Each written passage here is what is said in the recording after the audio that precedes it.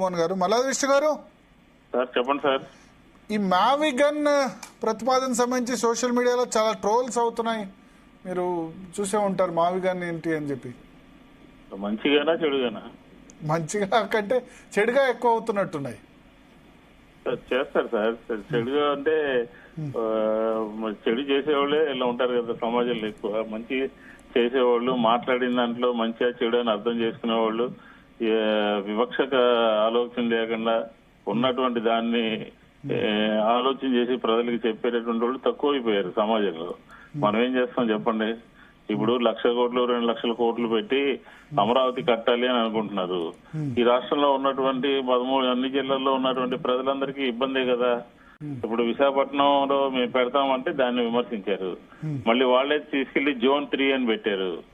ఇట్లాగా దుష్ప్రచారమే ఒక ఎజెండాగా పెట్టుకుని పనిచేస్తా ఉన్నారు. కాబట్టి అవన్నీ ట్రోల్స్ అవుతూ ఉంటాయి. కాబట్టి మా యొక్క సజెషన్ ఇప్పుడు మేము చెప్పాము. మావిగన్ సజెషన్ కు రెస్పాన్స్ ఎట్లా ఉంది? మీ అబ్జర్వేషన్. సరే ట్రోల్స్ అయితే చేస్తున్నారు కానీ మీ సార్ ఇప్పుడు సార్ నా ఇదేంటంటే ఇప్పుడు ఒక అమరావతిలోకి వెళ్ళాలంటే మెయిన్ రోడ్ నుంచి దాదాపుగా 30 కిలోమీటర్లు వెళ్ళాలి. సరైనటువంటి 12 సంవత్సరాలుగా సరైనటువంటి మౌలిక సదుపాయాలు కల్పించలేకపోయారు. అదే ఇప్పుడు సెక్రటరియట్ వరకు అంటే తెలంగాణలో సెక్రటరియట్ పరిపాలనకి లేకపోతే రాష్ట్ర పరిపాలనకి సరిపడినటువంటి ఇన్ఫ్రాస్ట్రక్చర్ అందరినీ కూడా మెయిన్ రోడ్డు మీద డెవలప్ చేసుకుంటే అటు గుంటూరు, విజయవాడ ఇప్పుడు మీరు 1,00,000 కోట్లు 2,00,000 కోట్లు కట్టి అక్కడ నిర్మించాల్సి వస్తుంది. అదే గుంటూరు విజయవాడ మధ్య, విజయవాడ మచిలీపట్నం మధ్య పోర్ట్ అభివృద్ధి చెందితే పోర్ట్ సిటీలు అయితే సి పక్కన ఉన్నటువంటి సిటీలన్నీ అభివృద్ధి జరిగాయి కదా, జరుగుతున్నాయి కదా, జరిగినటువంటి మనకి నిలువెత్తు నిదర్శనాలు ఉన్నాయి కదా. దాన్ని పరిగణలోకి తీసుకోవాలి. ఎందుకని చెడుగా ఆలోచిస్తారు? అయినా మేము అక్కడ కట్టొద్దని చెప్పట్లేదు కదా.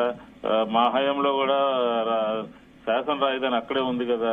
కాబట్టి చూసే దృక్పథంలో, చూసే కోణంలో, వాస్తవిక పరిస్థితుల్లో ఉన్నటువంటి దాన్ని అందరూ కూడా అర్థం చేసుకోవాలి. తెలుగుదేశం తన విధానం ప్రకారం తను పోతుంది. ఉదాహరణకి ఈ రోజు అక్కడ రైతులు మొదటి విడతలో ఇచ్చినటువంటి రైతుల సమస్యలు అనేక ఉన్నాయి. దాన్ని పరిష్కరించారా? వాళ్ళ హలో లక్ష్మణాన్ని ఏడుస్తున్నారు. వివాహాలకి, విద్యకి, ఆరోగ్యానికి ఇబ్బందులు పడతా ఉన్నారు. సరైన కార్డులు చూపించలేదంటున్నారు.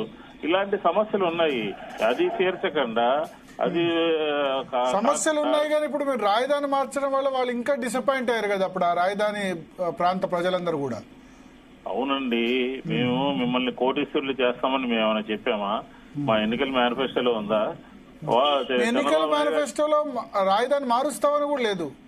అవును, రాకపోతే నిర్ణయాలు తీసుకుంటాము. ఈ రోజు అమరావతి తీర్మానం 2వ ఫేజ్ లో 50,000 ఎకరాలు తీసుకుంటామని చెప్పి నేను ఎన్నికల మేనిఫెస్టోలో పెట్టారు. వాళ్ళు ఏమన్నా ఎందుకు చేస్తున్నారు 50,000 ఎకరాలు సెకండ్ ఫేజ్ లో? చెప్పమనండి. జోన్ 1, జోన్ 2, జోన్ 3 అని చెప్పని మేము 3 రాజధానులు మేమంటే అవి కాదు, 3 ముక్కలాట కాదు అని. అంటే రాజధాని వేరు, జోన్ వేరు కదా మల్లాది విష్ణు గారు. ఏమిటి సార్ మీరు? రాజధాని వేరు, 3 రాజధానులు వేరు, 3 జోన్స్ డిఫరెంట్ కదా. డిఫరెంట్ ఏం కాదు. దానికి మసిపూసి మారేడుగా చేయడం అది చంద్రబాబు నాయుడు గారి నైజం అదే. ఎందుకని అంటున్నామంటే విశాఖ ఉక్కు మేము సస్టైన్ చేసాము, దాన్ని నిలబెట్టేశాము, దాన్ని ముందు తీసుకెళ్లామని మాటలు చెప్తేనే దాని పక్కన ఇంకో ఉక్కు కర్మాగారాన్ని తీసుకొచ్చారు. ఇట్లాగా ప్రజలకి అందమైనటువంటి మాటలు, తీయనైనటువంటి మాటలు, ఆశలు కల్పించి ఆంధ్ర రాష్ట్ర ప్రజల్ని ఇబ్బంది పెట్టాలని, ఆంధ్ర రాష్ట్ర ప్రజల యొక్క అభిప్రాయాన్ని పరిగణలో తీసుకోకుండా, ఆంధ్ర రాష్ట్రంలో ఉన్నటువంటి అన్ని ప్రాంతాలని పరిగణలో తీసుకోకుండా, శివరామకృష్ణ కమిటీ ఒపీనియన్ ని పరిగణలో తీసుకోకుండా, శివరామకృష్ణ కమిటీ చెప్పింది రాష్ట్రం మధ్యలో ఉండాలని చెప్పి, క్యాపిటల్ కాదు ఆ ప్రాంతం పనికిరాదు అని క్లియర్ గా చెప్పింది. కాబట్టి మీకు కావాలంటే మీకు వాట్సాప్ పెడతాను, చదివి వినిపించండి. అక్కడ మీ అయితే ఆ ప్రాంతం పనికిరాదు కానీ ఫలానా నిర్దిష్ట ప్రాంతం అని ఏం చెప్పలేదు కదా. అభివృద్ధి ఇప్పుడు మావిజన్ విజయవాడ, గుంటూరు, మచిలీపట్నం ఊరికి ఒక పక్క ఉందంటే ఆంధ్ర రాష్ట్రానికి మధ్యలోనే ఉంది కదా. పరిశీలించవచ్చు కదా. సాధ్యాలు ఈ టైంలో అది కన్సిడర్ చేస్తే బాగుండదు కదా. 3 రాజధానుల బదులు మీరే చేసేస్తే. కోర్టుకు పోయింది ఎవరు? ఆపింది ఎవరు? మేనేజ్ చేసింది ఎవరు? మీరు వైజాగ్, కర్నూలు అన్నారు. మళ్ళీ 3 చోట్ల అన్నారు. సార్ ఇప్పటికీ కూడా తెలుగుదేశం కూడా దాని ఒపీనియన్ అదే కదా. న్యాయస్థానం హైకోర్టును పెట్టాలని, కర్నూలులో పెట్టాలని అక్కడ చెప్తుంది. ఎగ్జిక్యూటివ్ హైకోర్టు బెంచ్, హైకోర్టు కాదు, హైకోర్టు బెంచ్ వరకు కదా. High court bench sir, high court bench అంటున్నారు. మేము ఆ రోజు హైకోర్టు అన్నాము. ఈ రోజు ఏంటి అక్కడ విశాఖపట్నం సంబంధించినంత వరకు కూడా మేము ఎగ్జిక్యూటివ్ క్యాపిటల్ అన్నాము. చంద్రబాబు నాయుడు గారు ఏం స్టేట్మెంట్ ఇచ్చారు? నాకు నచ్చినటువంటి నగరాలలో విశాఖపట్నం నాకు అత్యంత ప్రీతిపాత్రమైనది అని అన్నారు. అంటే అర్థం ఏంటి?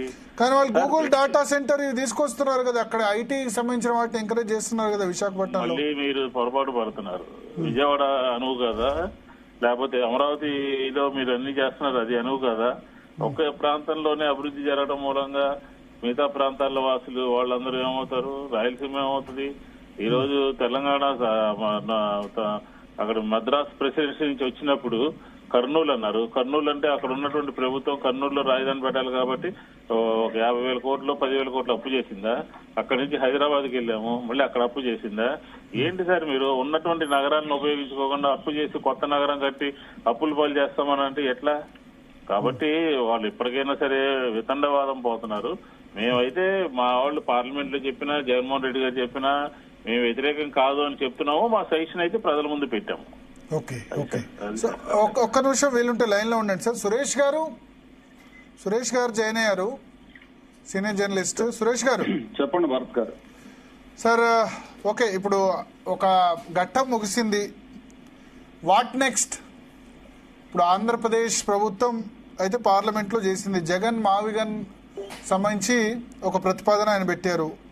సరే, ఆ ప్రతిపాదన అన్నది ఇప్పుడైతే ఈ ప్రభుత్వం అయితే ఖచ్చితంగా ఇంప్లిమెంట్ చేయదు. బట్ నెక్స్ట్ వైసీపీ గవర్నమెంట్ వచ్చింది అనుకోండి నెక్స్ట్ టైం లో, వాళ్ళు మళ్ళీ సరే రాజధానికి సంబంధించి ఏ విధంగా ఉన్నా దీన్ని ఈ రాజధాని ప్రాంతాన్ని డిస్కరేజ్ చేసే అవకాశం లేదంటారా?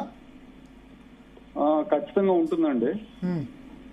ఎందుకంటే మొన్న జగన్మోహన్ రెడ్డి గారి ప్రెస్ మీట్ మనం చూసాం. ఆ ప్రెస్ మీట్ లో ఆయన స్పష్టంగా చెప్పిన అంటే అమరావతికి వైసీపీ వ్యతిరేకం అనేది ఎవరికైనా అర్థం అవుతుంది వాళ్ళ మాటలు మనం గమనిస్తే. అలాగే పార్లమెంట్ లో జరిగిన చర్చలో కూడా అమరావతికి మేము వ్యతిరేకం కాదంటూనే బిల్లుకి సపోర్ట్ చేయకుండా బయటకు వెళ్ళిపోయారు. సో అంటే రేపు పొద్దున అంటే 29లో జగన్మోహన్ రెడ్డి అధికారంలోకి వస్తే చట్టపరంగా సాధ్యం కాకపోవచ్చు. జగన్మోహన్ రెడ్డి గారు అన్నారు ఏంటి, ఇంకో ప్రభుత్వం వచ్చి ఇంకో చట్టం